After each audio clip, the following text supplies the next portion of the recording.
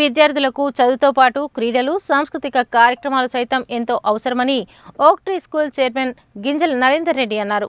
దీన్ని దృష్టిలో ఉంచుకొని తమ పాఠశాలలో అన్ని రకాల జాతీయ పండుగలతో పాటు సాంస్కృతిక సంప్రదాయాలను ప్రతిబింబించే పండుగలను సైతం నిర్వహిస్తామని చెప్పారు.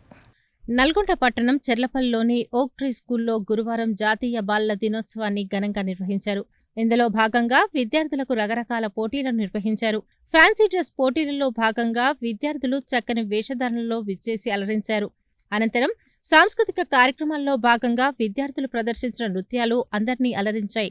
ఈ సందర్భంగా పాఠశాల చైర్మన్ గింజల నరేందర్ రెడ్డి మాట్లాడుతూ తమ ఓక్ ట్రీ పాఠశాలలో బాలల దినోత్సవ వేడుకలను ఘనంగా నిర్వహించామని తెలిపారు.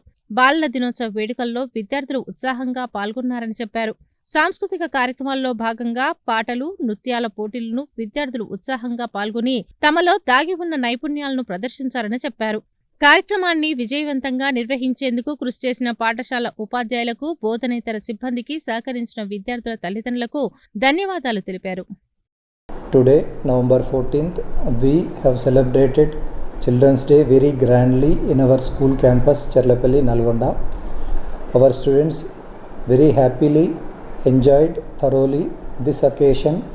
We have conducted fancy dress competition and other cultural activities like singing and dancing and other games. Each and every student participated very happily. I would like to thank all my teaching and non-teaching staff to make this program very big success. Thank you very much.